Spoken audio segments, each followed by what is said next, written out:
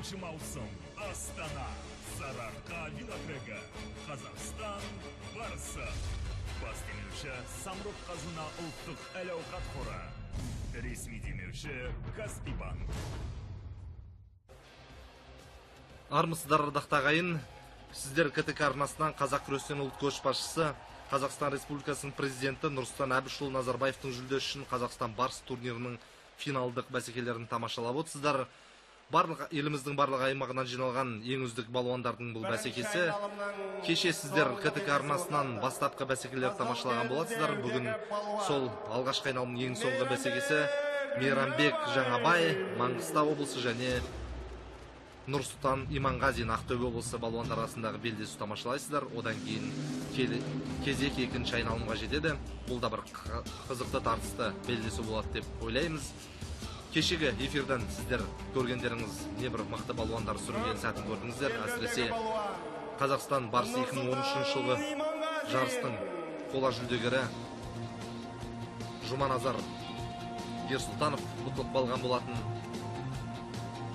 Жұманазарды жарыс жолынан тайдырған Дархан Жоломанов павлодарлық балуан болатын. Сондай-ақ Айдос Қаңғылбаев сынды былтырғы жарыста ширек финалға дейін жеткен белді балуанымыз жеңіліс тапқан болатын. Биыл алдағы жарыс күні қалай болатын, осы КТК арнасынан ажырамасаңыздар, сол белдесулердің куәсі боласыздар. Сіздер назарларыңызда қазір бастапқы айналымның ең соңғы белдесуі. Қос балуандарды жақынырақ таныстыратын болсақ,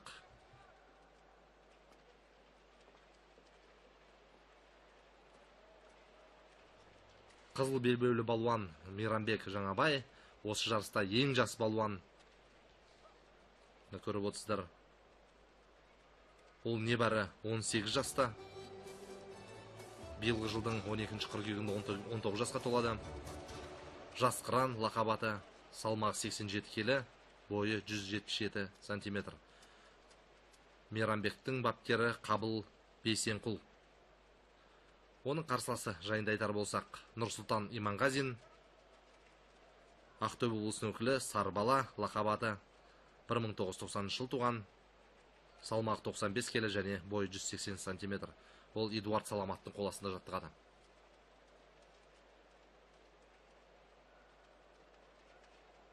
Қазір көк белбеулі балуан, яғни ақтөбелік балуан белсенділік танытуда.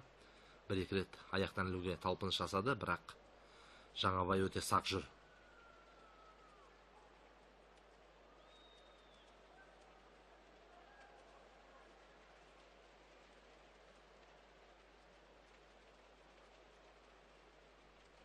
Ал сіздермен бірге осы комментатор болып отырған Ғалым Сүлеймен.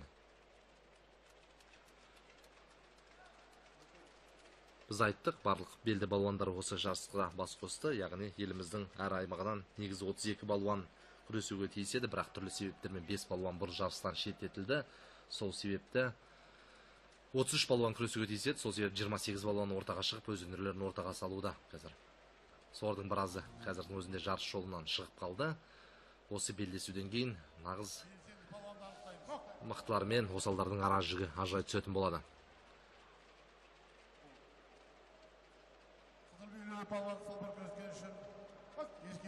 Қазір Жаңабайға ескерту берілді.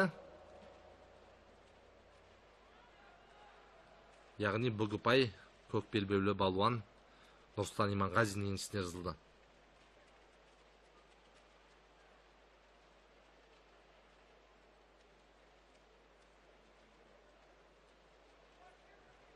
Өте сақ жүр балуандар, салмақтары шамалас, жасты шамалас.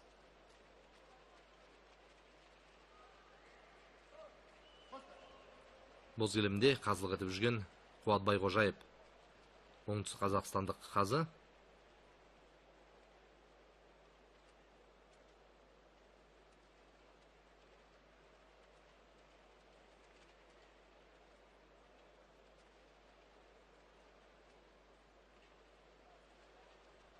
Егер ұтымды әдіс жасамайтын болса, қос балуан белсенді қимылдамайтын болса, тағы да бір ескерту жасалуы мүмкін. Ол кімге жасалады, біз қазір көре жатармыз. Әзірге қос балуанның тарапынан да бір ерекше бір белсенді қимыл көріп отырған жоқпыз. Бір-бірінің белбеуінен ұстауға талпынуда, иықтан жармасуға, бірақ әзірге бұл нәтиже берер емес. Жоқ, есепке алынған жоқ бұл. Яғни тізе тиген жоқ, дегенмен де ескерту алып қалуы мүмкін қазір. Қаупі бар ондай.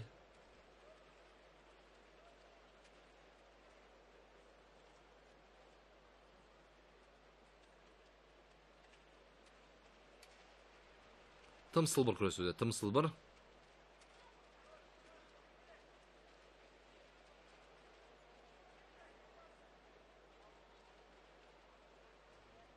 Ара-тұра Нұрсұлтан шабуылдауда.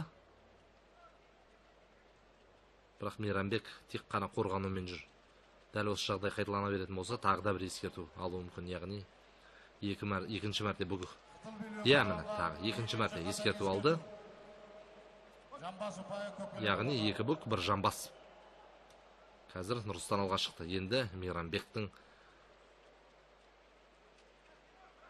қашқалақтап жүруіне қақы жоқ. Қазір көрдіңіздер? Жоқ, саналмады, есептелмеді.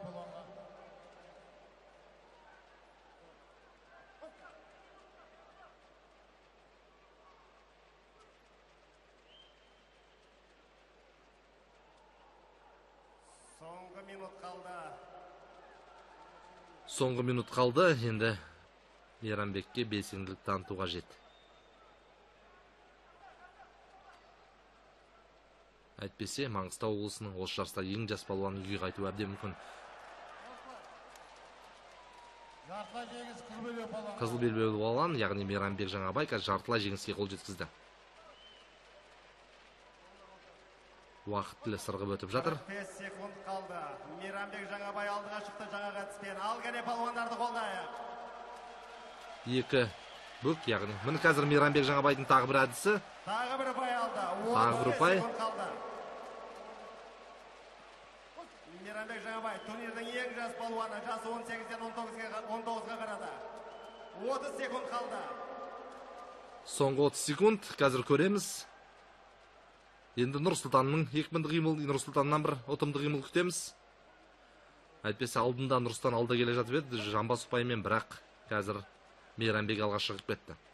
Соңғы 25 секунд.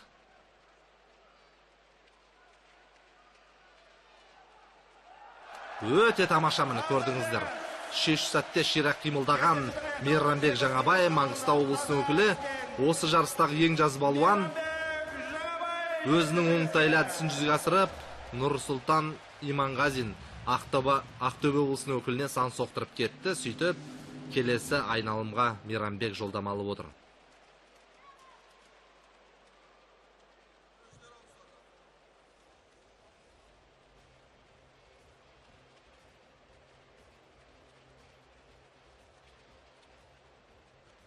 Жеңімпаз әр қарсыласын жеңген сайын соның қасқыр терісін өзімен бірге арқалап кетеді. Оны біз көріп отырмыз. Сонымен қатар 100 мың теңге көлемінде сыйақы алады. Ал жарыстың бас жүлдесі иеленген спортшыға алтын белбеу, тай тұяқ және 150 мың ақш доллары көлемінде сыйақы берілетінін біз тағы да бір естеріңізге сала кетейік. Жаңабайдың орындауындағы өте жақсы әдіс. Жылдың ең айтулы додасы Қазақстан барысы. Міне көріп отырсыздар, енді осы Қазақстан барысын деңгейін көтеру мақсатында әлем барысы жолындағы жарысты ұйымдастыру жайындағы осы идеяның авторы Арман Шораев үлкен ой айтқан болатын. Оған 50-ге жуық ұлттық құрама жиналады деп айтылды. Бұйыртса, ол күнге де жетеміз. Петро Қазақстан акционерлік қоғамы вице-президенті Есенғалиев Бақытжан Рүстілеуұлына алғыс айтамыз. Hyundai Elantra сауда белгісімен Астана Моторс. RG бренді Қазақстан, Асу Ауызсу брендімен турнирдің серіктестері Қазақ Телеком акционерлік қоғамы және Қазақстан онлайн. Турнирдің ресми демеушісі Қазақстанның ірі бөлшектік банкі Каспий банк. Каспий зор жеңістіктерге жетіп, еліміздің даңқын асырғандардың бәріне қолдау көрсетеді. Боз кілемге күрес шеберлерін емес, сахна саңлақтарын шақырайық. Қарсы алыңыздар, сахнада Алашұлы тобы. Міне жаңағыда жоғарыдағы сөзімді сабақтайтын болсақ, ол Астана Экспо 2017 жыл халықаралық көрме кезінде миллиондаған туристер келетіні белгілі елімізде сол кезде әлем барысын өткізу жоспарланып отыр екен. Қазақстан барыс қоғамдық қоры қамқорлық кеңесінің төрағасы осы турнир идеясының авторы Арман Шораевтың айтуынша оған 50-ге жуық мемлекеттің өкілдері келеді. Әрине, әлем барысын өткізудің кезі келді, өйткені Қазақстан барысынан кейін Евразия барысы өтті.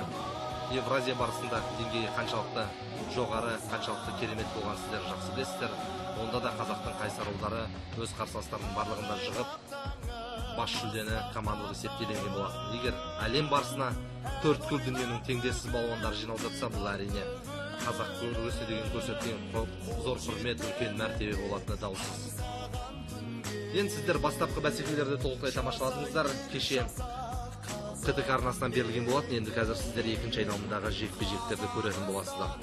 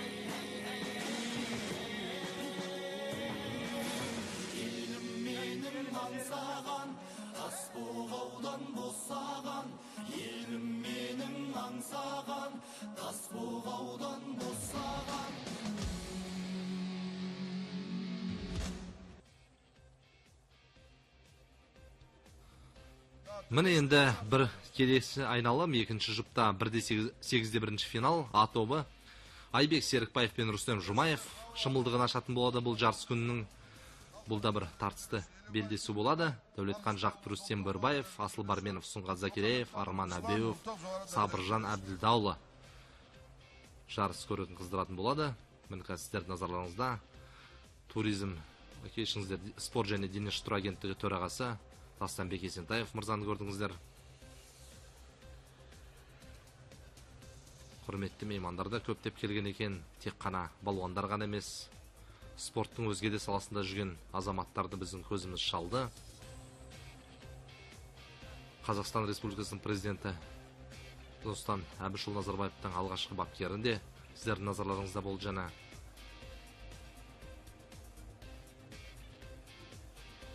Жаңа қариялардан бастап жас балаларға дейін келіп Қазақстан барысын тамашалауда. Көрермендер қатары қалың. Сарыарқа спорт кешеніне жиналған жұрт қазір тақымын басып отыр. Кімнің жеңісі жетіп, бұл жарыста кімнің жеңілетінін дөп басып айту қиын. Өйткені мықты балуандар көп. Егер осы жарыс барысында атақты балуандардың өздерін дарынды, жалын жастар сүріндіріп жатса, оған да еш таңданбаймыз.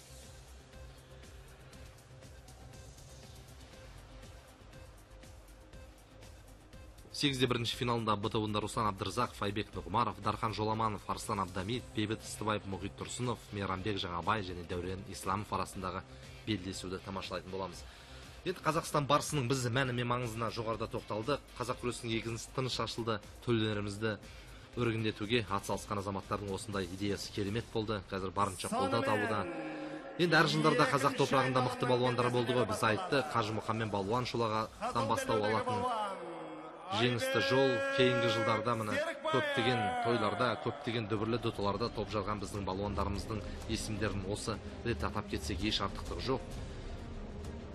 Мәселен, 90 жылдары осы жаңа ғасыр табалдырықтан аттаған тұста міне Самат Рамазанов, Айдар Нығметов, Шыңғыс Тұрсынов, Қуат Байғожаев, Сәлкен Жартыбаев, Руслан Сейілханов, Қуаныш Салықбаев, Елдос Исанғалиев, Вячеслав Дердута, Сергей Шәкімов сынды өте мықты балуандар болды. Талай ұлы дүрмектерде, талай ірі жарыстарда топ жарды, бірақ өкінішке қарай олардың заманында Қазақстан барысында дүбірлі бәсеке болған жоқ. Ал қазіргі жігіттердің нағыз қазақ күресінің өркендеуімен дәл қазір өнерін сіздер тамашалап отырған жігіттердің боз кілемге шыққан нағыз қылшылдаған шағымен тұспа-тұс келіп отыр.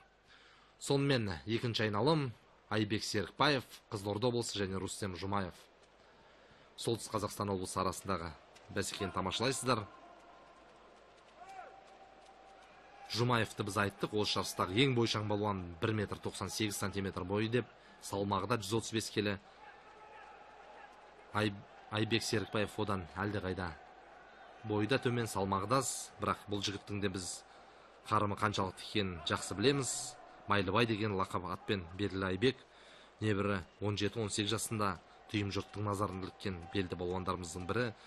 Жасы 21-ге енді толды. Соған қарамастан бірқатар жарыстарда топ жарды.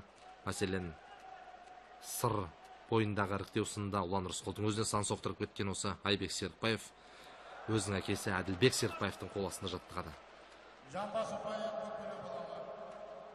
Айбектің салмағы 100 келі, яғни 35 келі кем екен. Қарсыласына қарағанда бойы 8 сантиметрға кем. Соған қарамастан міне қазір қарсыласын біраз жарақаттап та жіберген екен. Жамбас қалам деп, бірақ өкінішке орай өзі түсіп қалды.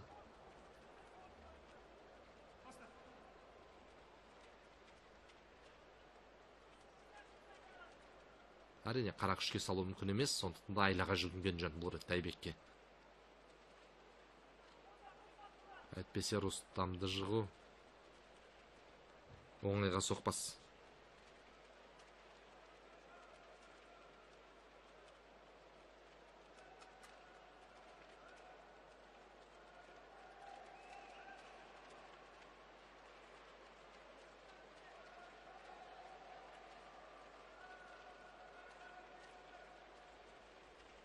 Рүстем енді тіресіп тұрып алды. Оның есебі түгел. Қоржында ұпай бар. Ал Айбекке әрине атой салуға жет бұл ретте. Қазір Рүстемге ескерту жасалуға тиіс. Тіресіп тұрып алған үшін. Бүк ұпай қазір. Бүк ұпай Айбектің еншісіне жазылды.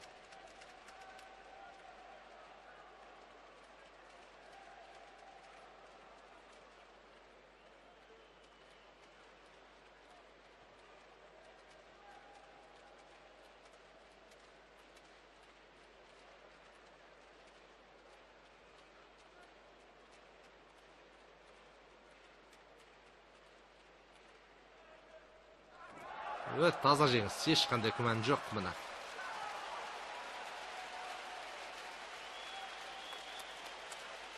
қарсыласын шалып жықты. Қырқа шалды. Бұл белдесуде Рустам Жұмаев міне. Рүстем Жұмаев өте тамаша, өте жақсы. Біраз аңдасып жүрді міне қарсыласының қырқа шалып, қос жауырынмен жерге қадап, келесі айналымға жолдамалды.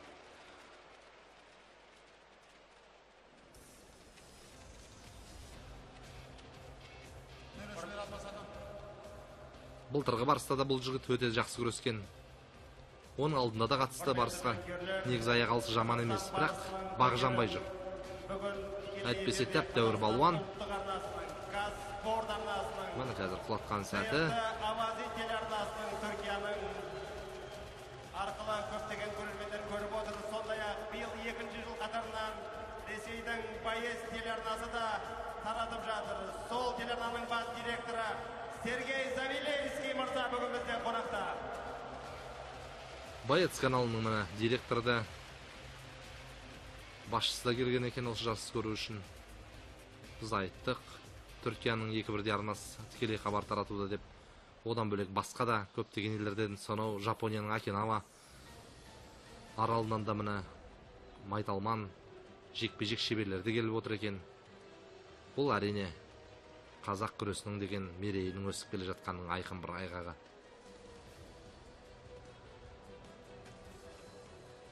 Екінші айналымдағы кезекті екінші жекпе-жек қазір, екінші белдесу.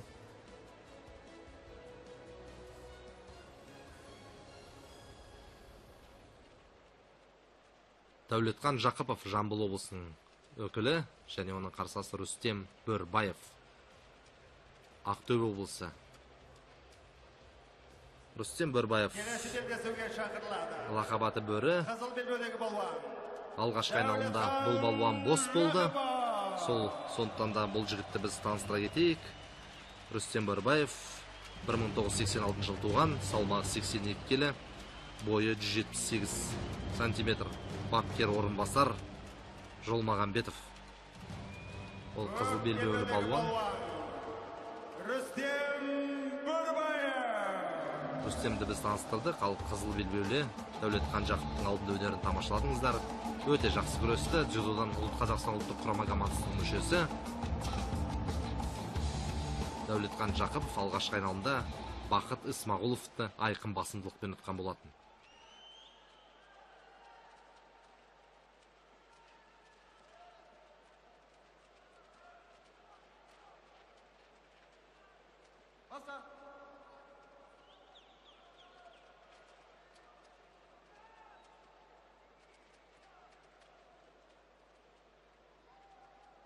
Ақтөбелік балуан бірінші рет қатысып отыр Қазақстан барыс жарысына.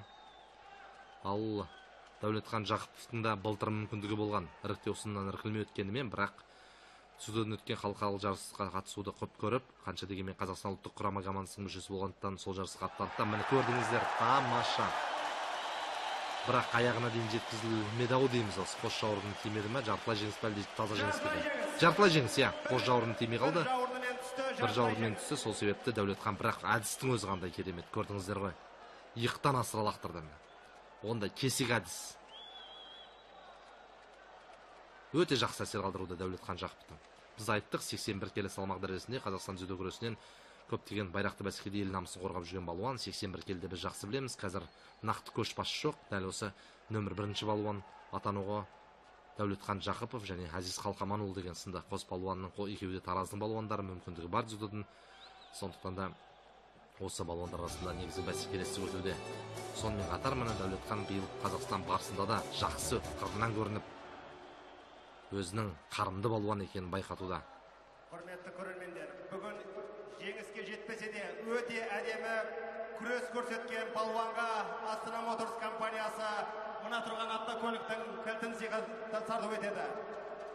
Мін жүргізушіні айтып отырғанда өздеріңіз естіңіздер, көрермен көз айымына табыс етіледі. Бұған дейін жарыс жеңімпазына берілетін жеңіл көлік Астана Моторс компаниясы ұсынған жеңіл көлік.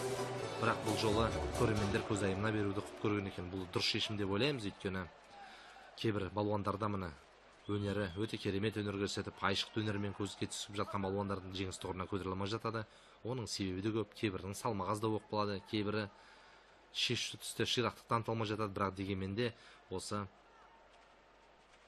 бастапқы бәсекелерде өзінің мықтылығын мойнатқан балуандарға осы көрермен көз айынан атануы мүмкін. Содан бір үміткермін. Қазір міне көрдіңіздер, таза жеңіс. Қарсыласы көрді, Рүстем көрді, қарсыласының қарымын сөйтіп. Дәулетхан әдіс жасағанда аса қарсыластық таныта қойған жоқ. Сөйтіп Дәулетхан Жақыпов үшінші айналымға өтті. Яғни ширек финалға жолдама алып отыр. Өте жақсы Дәулетхан, қарымы мықты балуан екен. Бұйыртса, бұл жігіттің де болашағы дзюдо күресінде, татамиде де жарқын болса деп тілейміз. Бәлкім салмағы толысып жатса, қазақ күресіне өткенде де талай дүбірлі додаларда бұл Рүстем Дәулетханның алар биіктер алда деп ойлаймыз. Жасалған әдіс, жартылай жеңіске жеткізген әдісінің алдында. Одан кейін айқын жеңіске қол жеткізді. Сөйтіп Дәулетханды үшін біз өте қуанып отырмыз. Жақсы, дарынды балуан өсіп келе жатыр. Біз айттық, Дәулетхан өте жас балуандардың бірі. 22 жаста небәрі. Мін қазір тазартты. Мұхаммедқалиев Рауаным. Кілем жетекшісі. Қазір осы сәтті пайдаланып отыр, біз айта кетейік. Осы жарыстың бас төрешісі Марат Жақыт, Кеңестер одағына еңбек сіңірген жаттықтырушы атанған Қазақстандағы санаулы мамандардың бірі болса, соның бірі Марат Жақыт. Көптеген бір шоғыр жұлдыздар тәрбиелеген Марат Жақыт бас жүлдеге осы жарыстың бас төрешісі атанып отыр екен. Одан бөлек Қуатбай Қожаев, Рауан Қапаров, Руслан Мұхаммедқалиев, Болат Ақжігітов, Кенжебай Елубай және Ғалым Үлекешев қазылық етуде. Тағы бір жекпе-жек Асыл Барменов Қарағанды және Сұңғат Закиреев атыраулық балуан.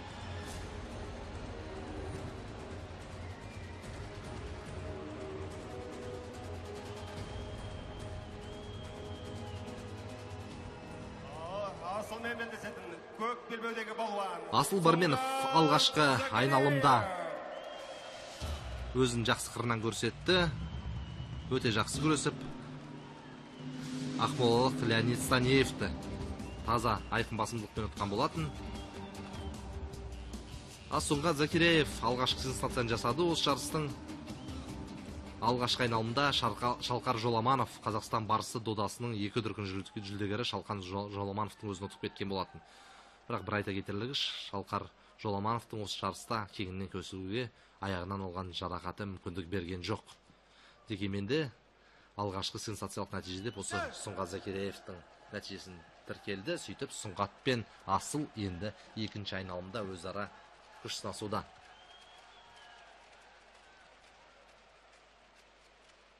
Қазақстан барысының мәні мен маңызын бүкіл халық түсініп отыр. Халық арасында кең қолдау тапты. Бұл күндері еліміздегі албауыт компаниялардың өздері осы жарысты қолдауда. Жүлделік қоры да мол, халықтың ықыласы да ерекше. Осы жарыстың, осы идеяның авторы Аман Шораевқа да өз ризашылығымызды білдіреміз. Моңғолиядан осындай моңғолдар күресін көріп келіп, қазаққа да осындай бір үлкен жарыс, төл өнерімізден үлкен жарыс ұйымдастыруды мақсат тұтып, мұны соны жүзеге асыра білді. Осы орайда осы істің басы қасында жүрген азаматтардың да жанкештілігін осында тәуекелге барғанына ризамыз. Бұл күндеріне Қазақстан барысы күресу әр балуан үшін үлкен арман, үлкен мәртебе, үлкен белес.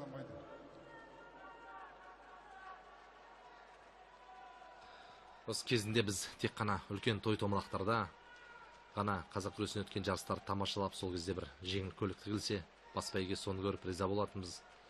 Есімізде әрине Абай Құнанбаевтың 150 жылдық тойында, қарауылда өткен сол дүркіреген тойында Самат Рамазановтың шашасына шаң жұқтырмай бас жүлдені жеңіп алғаны есімізде. Жамбыл атамыздың Алатау етегінде өткен Жамбыл Жабаевтың мерейтойында Айдар Нығыметов сынды арқалы балуанымыздың топ жарған есімізден. Міне сондай балуандардың өнері есімізде. Талай мықты күресіп жатты. Одан кейін Серік Төкеев ағамыздың тізгінін ұстаған жылдары қазақ күресінен әлем чемпионаты, Азия чемпионаттары үздіксіз өтіп келді, әлі де өтіп жатыр. Бұл да бір үлкен белес болды. Ал Қазақстан барысының мәртебесі, бәсі тіптен бөлек. Оны біз мойындауға тиіспіз.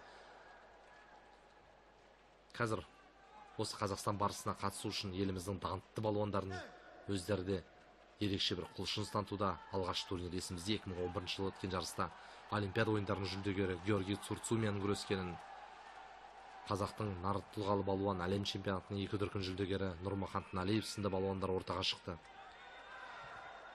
Енді еркін күрес пен грек-рим күресінің әдіс тәсілдері осы қазақ күресіне аса келіп бермейді. Сондықтан да олардан пәлендей табыс күту қиын. Есесіне дзюдо, самбыны, жілік майын шаққан жігіттердің барлығы да осы Қазақстан барысында бұл күндер күресуді армандауда. Осының өзі қазақ күресінің үлкен мәртебесін байқатса керек.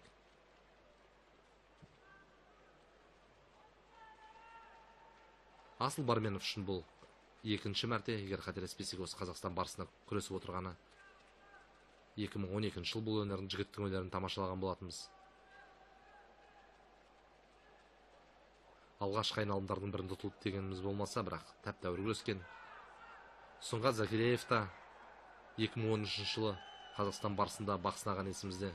Бұл жігіт алысқа бара алған жоқ, бірақ қазір міне екеуі де екінші айналымға шығып, өздерінің нәтижелерін жақсартуға тамаша мүмкіндігі беріп отыр. Қазір сылбыр күрескен үшін қос балуан алма кезек ескертулер алуда. Бірақ біз көрдік, шешші тұста балуандардың ширға түсетінін. Сондықтан да осы белдесу мерзімнен бұрын аяқталып кетіп жатса да еш таңдануға болмайды. Әзірге барыс таразы бас тең. Сәл ғана басымдылық Асыл Барменов жағында, бірақ Сұңғаттың бұл қателікті солықлықтың орнын іздеуге әлі де уақыты бар.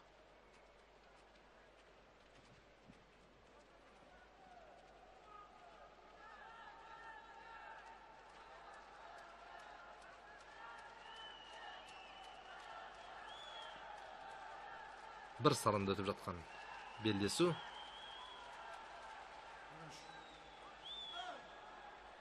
Сұңғат қарсыласына қарағанда әлдеқайда жас. Сондықтан да Асыл шаршап қалмаудың амалына кірісіп жатқан секілді. Сұңғат 21 жаста.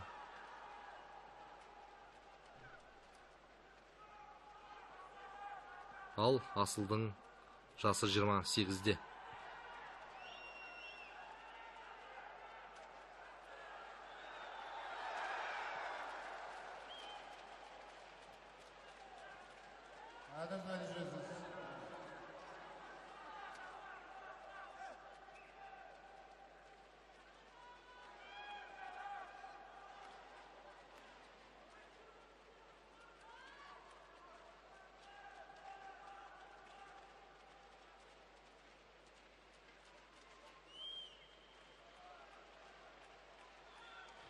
Әзірге бір-бірінің осал тұсын табу қос балуан оңай болмай жатыр. Тек қана сол бүгіпайы. Бұл да бір бүгіпайға бағаланады деп ойлаймын.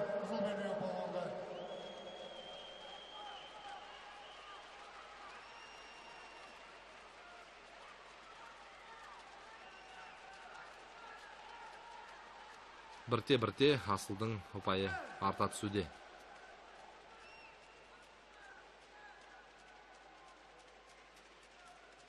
Белдесудің аяқталуына 1 минут қалды. Әзірге Асыл Барменов алда. Асыл Барменовте бір жамбас, 2 бүк ұпайы бар екен.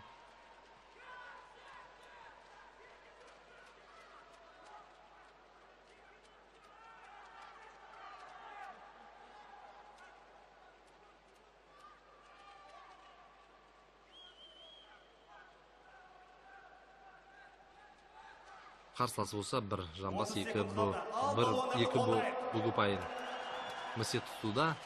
Жоқ, еш нәрсе болған жоқ. Асыл өзінің мал тәжірибесінің арқасында мына қарсыласына әдіс қолдануға мүмкіндік берген жоқ.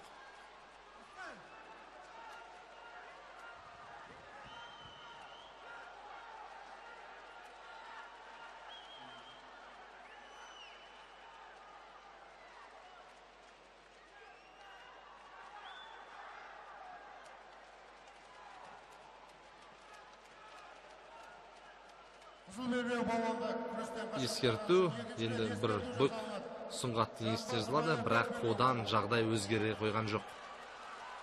Асылғы уақыт созса болды, санаулы секундтар тік тұрып алса. Міне көрдіңіздер, тағы да уақыт созу кірісті.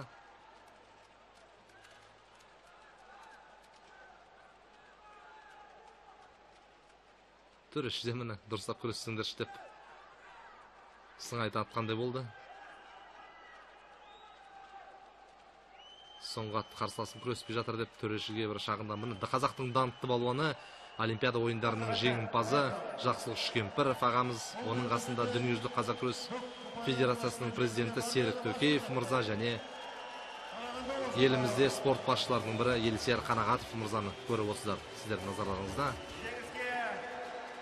Сөйтіп Асыл Барменов бұл жекпе-жекте, бұл белдесуде жеңіс жетті. Тартысты өтті деп айта алмаймын жекпе-жек, бірақ дегенмен де тірнектеп жиған ұпайлары Асылдың келесі айналымға жолдама алу үшін жеткілікті болды. Мін тағы да бір қасқыр терісін және тағы бір 100 000 теңгені Асыл бауырымыз қалдасына басты. Украинадан арнайы келген қонақ Ежевский Лев Рудольфович отыр. Міне Лев Рудольфович елбасының алғашқы тренері Украинадан келіп отыр екен. Айтып отыр, осы жарысты тамашалау үшін арнайы келген екен. Елбасы Нұрсұлтан Әбішұлы Назарбаев та кезінде еркін күреспен айналысқан, жақсы білесіздер. Міне сол ұлт көшбасшысының кезінде баптаған Лев Рудольфович сіздердің назарларыңызда. Кілем жетекшісі Елубай Кенжебай Маңғыстау кілемдегі төреші, қапталдағы төреші Мұхаммед Қалиев Жамбыл облысы. Белдесулер жалғасады. Қызыл белбеудегі балуан Арман Әбеуов. Арман Әбеуов алғашқы айналымда Саят Шамшиевті жолынан тайдырған. Саят Шамшиевке шаңға аптырып кеткен Арман Әбеуов екінші мәрте боз кілемге шығуда. Оның қарсыласы Әбділдаұлы Сабыржан, Оңтүстік Қазақстан облысының балуаны. Әбділдаұлы Сабыржан алғашқы айналымда бос болды. Ол оңтүстік арланы деген лақап атқа ие. 1989 жыл туған, салмағы 110 келі, бойы 182 сантиметр. Сабыржан Құралбай Орынбасардың қол астында жаттығады.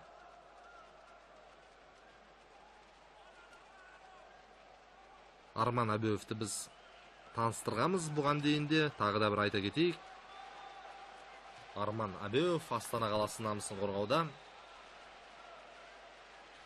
Лақап аты Малай Сары, 1982 жыл туған. Міне қазір көріп отырсыздар. Салмақтарда шамалас, бойларда шамалас балуандар бір-бірін ырғап көруде. Қайсысы осалдық танытады екен деп, қайсысының жігері бірінші жасайды.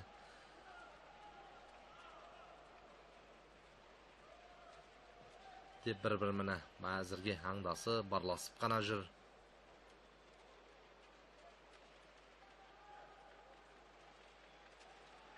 Қос балуанды айлаға жүгініп отырған сыңайлы қазір міне аяғына дейін Сабыржан жеткізген жоқ. Әдісті тек ырғап қана көрді, бірақ оның бұл ырқына Арман көне қойған жоқ. Арманның қазір аяқтан ілгісі келген сәті бұл да сәтсіз шықты.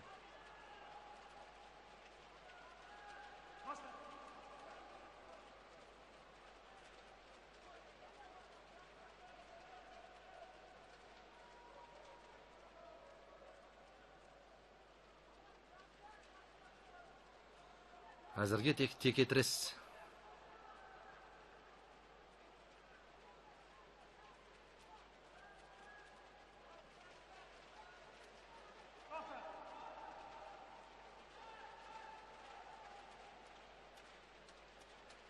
Ескерту Арман Әбеуовке.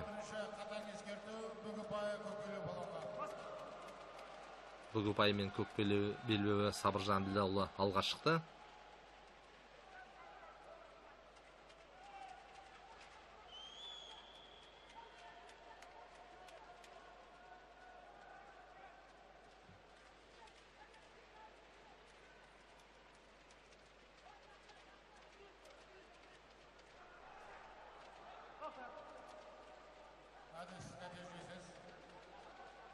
Еш нәрсе болған жоқ. Әдіс жасалған жоқ.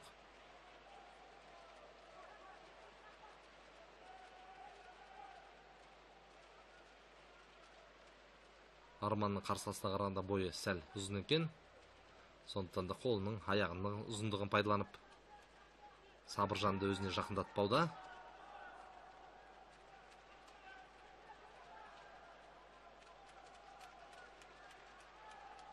Ал егер ыңғайы келіп жатса, алып соғуға да Арман қазір даяр. Енді көк белбеулі балуанға ескерту, яғни бүк ұпайға Арман ие болды. Таразы басы қазір теңселіп тұрған сәт. Тең есеп. Бір-бір бүктен бар қос балуанда да. Кездесудің жартысы аяқталды. Әзірге есеп тең-тең.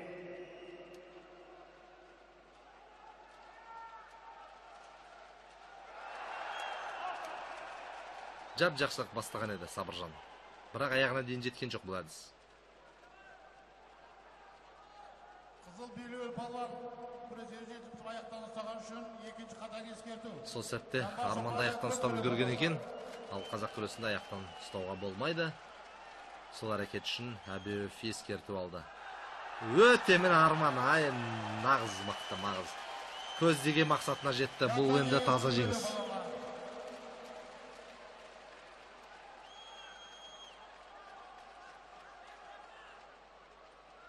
Бірақ қарсы жақтан қамшысын лақтырып дау. Енді қазақ күресінің әдісі өз наразылықтарын білдірді. Яғни таза жеңіс болмаған екен, не бар жартылай жеңіс қана.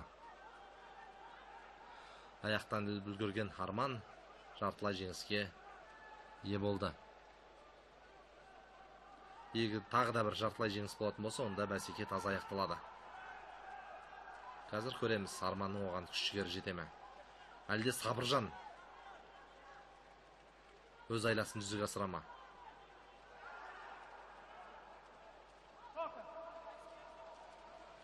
Сабыржанға ескерту жасалуға тиіс. Жоқ, жасалған жоқ. Қауіпті еш нәрсе болған жоқ, сондықтан да белдесу жалғасуда. Арман әзірге алда. Бұл жол енді күмән жоқ. Тағы жартылай жеңіс, екі жартылай жеңіс дегеніміз таза жеңіске бастайтын жол. Сөйтіп Арман Әбеуов Сабыржан Әбілдауылны жолынан ығыстырып, ширек финалға шығып отыр. Таза жеңіске Арман Әбеуов жетті. Арман Әбеуов.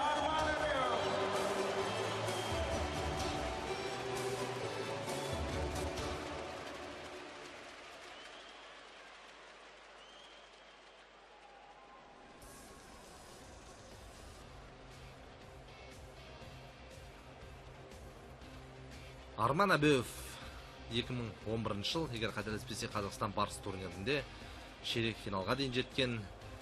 Бірақ ширек финалда Айбек Нұғымаровтан қателеспесе, осыдан 1-2 жыл бұрын Айбек Нұғымаров ұтылып қалып, жүлдесі қалған болатын. Бірақ жүлдеге бір табан жақындаған жігіт, сондықтан да осы жолы қалай да жеңіс тұғырына көтерілу үшін Айбек барды салады деп ойлаймыз. Сол жеңістің алғы шарты қазір жасалды.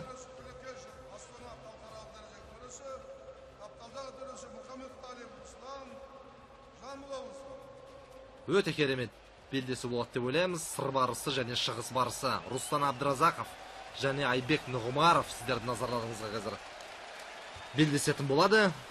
Айбек Нұғымаров Қазақстан барыс 2013 жылғы жеңімпазы, Қазақстан барыс 2012 жылғы жарыстың күміс қола жүлдегері. Рустан Абдразақов Қазақстан барысына бұған дейін 2 мәрте қатысқан балуан, жеңіс тұғырына сынық сүйем алғанда сүрінді.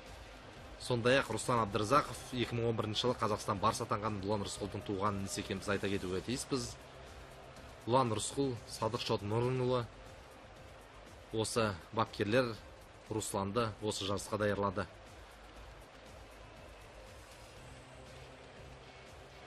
Русланның бабы жаман емес, алғашқы айналымда біз көрдік, өте жақсы өткізді. Алғашқы жекпе-жегін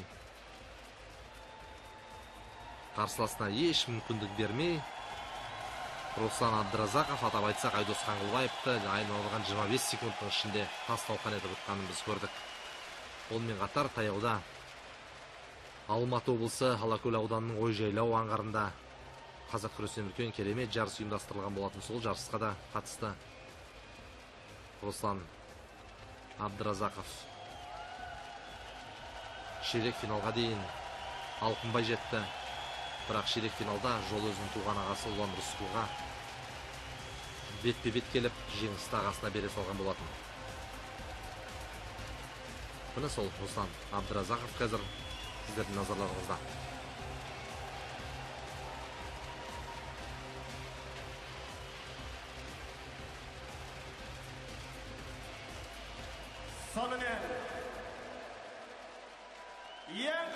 Міне Айбек қазақтың барысы, халықтың арысы деп плакат жазылған ұстап алыпты міне көрермендер.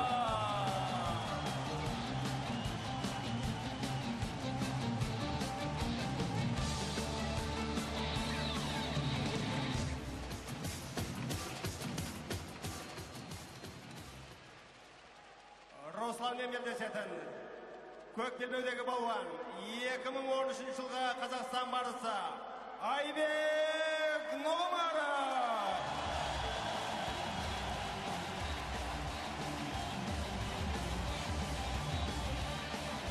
Айбек Нұғымаровтың да міне арманы Қазақстан барысы турнирінде қатарынан 2 рет атой салу.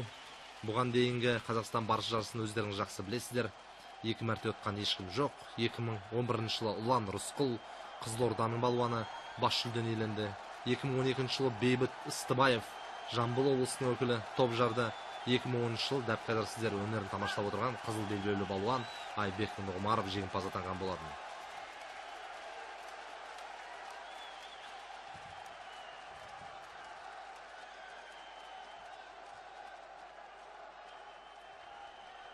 Айбек Нұғымаров биыл қазақ күресінен Талдықорғанда өткен Қазақстан чемпионатында аса ауыр салмақта топ жарған болатын. Сондықтан да бұл балуанның бабы жаман болмауға тиіс. Жоқ, бұндай ұпайлар есепке алынбайды әрине. Өйткені әдіс жасалған жоқ, аяғына дейін жеткізілген жоқ, таза жасалған жоқ.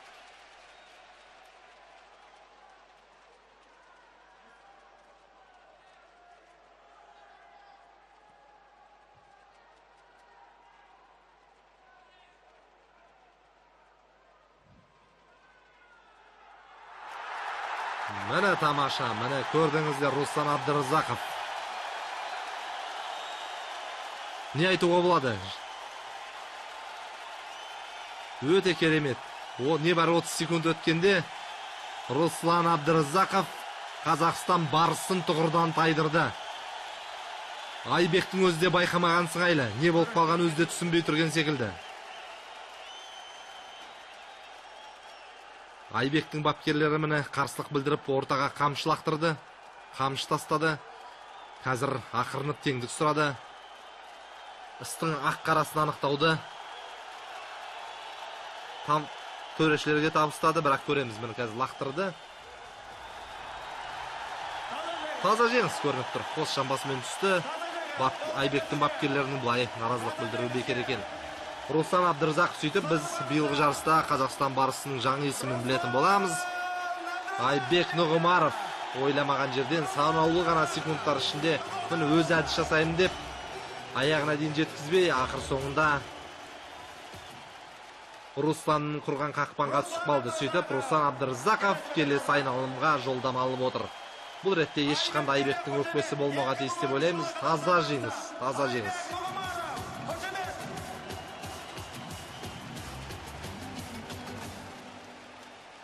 Өте тамаша. Руслан Абдыразақовтың міне бабы қандай екенін біз қазір анық байқап, анық көріп отырмыз.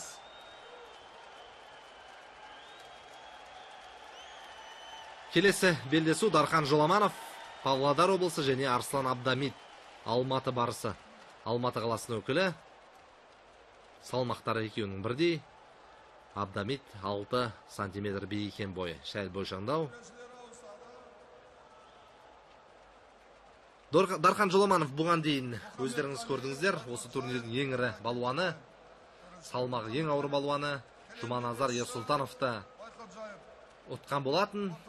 Ал Арслан Абдамит алғаш рет боз кілемге шыққалы отыр. Бірінші айналымда ол бос болды. Төрешілер алмасат. Арслан Абдамит 1986 жыл туған, салмағы 100 келі, бойы 185 келі, Дүйсенбек Аязбековтың қол астында жаттығады. Былтырда бұл жігіт іріктеу турнирінен іріктемей шығып, осы Қазақстан барысында өнер көрсеткен болатын, бірақ алысқа шаба алған жоқ. Осы жолы Арслан бәлкім жақсы көрсетті деп ойлаймыз. Арслан Абдамит те алғашында дзюдомен алысқан, біз жақсы білеміз.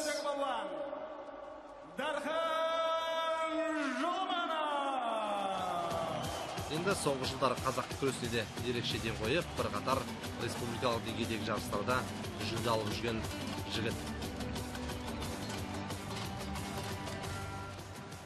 Дарханмен белдесетін көк белбеудегі балуан Арслан Абдамит.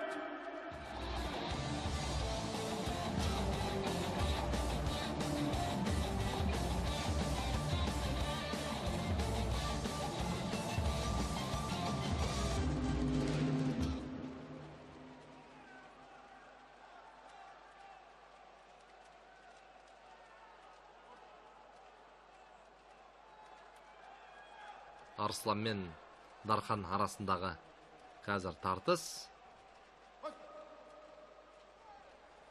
Екеуі де түйдей құрдас, 1986 жылғылардың тумасы. Бір-бірінің әдіс тәсілін жетік біледі. Сондықтан да бұл жекпе-жекте кім тактикалық тұрғыдан сауатты қимылдайтын болса, бұл бәсеке соның пайдасына шешіледі. Әйтпесе екеуде оңайлықпен беріле қоятын балуандар санатынан емес. Арсланды айттық, дзюдо күресінің қас шебері. Дзюдо күресінде осы танықты балуанымыз, әлем чемпионы, әлем чемпионатының күміс жүлдегері Максим Раковтың өзіне қарсылық көрсете білген балуан кезінде, бірақ кейіннен дзюдодан қол үзіп кетті. Бұл күндері Арслан қазақ күресіне ден қойып, былтыр Қазақстан барысына қатысты, биыл қатысуда міне. Әйтеуір Алматы қаласында Алып Шаһарда Алатау бөктерінде өтіп жатқан жарыста үнемі алдына шан салмай жүрген балуан. Дарханды айттық, Кереку өңірінің мықтысы. Дарханның да өз Павлодар облысындағы іріктеу турнирінде дара шығып жүргеніне бірер жылдың жүзі болды. Әзірге Павлодар облысында бұл балуанның алдын орайтын ешкім жоқ. Ал Павлодар облысы сіздер жақсы білесіздер, кезінде Сергей Шакимов пен ағайынды Ашыровтермен танылған өңір, көріп отырсыздар, бір-бірін қазылақтырды, бірақ соңында Дарханның әдісі ұтымды болды шамасы. Қазір көреміз, бір-бірін айналдырып жіберді, бірақ бұл тартыста, бұл шиеленісте Арсланның екі иығы жерге тиген екен. Жоқ, бұл жерде дауласатын еш нәрсе жоқ. Қазір бейне таспаны қайталау барысында біз байқайтын боламыз. Тағы бір қайталап көрсетеміз. Міне көпшілік алдында ұсынылған үлкен экраннан қайталау барысы. Абдамит әдіс жасады. Тура жаңағы әдіс. Таза. Дәл осындай әдісті жаңа Жұманазар Ерсұлтановқа қолданған болатын. Жұманазарды әдіс жасап барып, қарсасын бір иығымен құлатты, өзі екі иығымен бірақ түскен болатын. Арслан Абдамит те дәл сондайға түсті. Яғни Дархан бұл әдісті бүге-шүгесіне дейін меңгерген екен. Өзі құлап баратады да, қарсыласы әй жеңдім ау деп босантылған сәтте үстінен басып қалады. Дархан Шоламанов бір ғана әдіспен 2-1-дей азулы қарсыласын жолынан ығыстырды. Өте тамаша Дархан. Нағыз 8 қырлы бір сырлы жігіт екен. Риза болмасқа шара жоқ. Өте тамаша.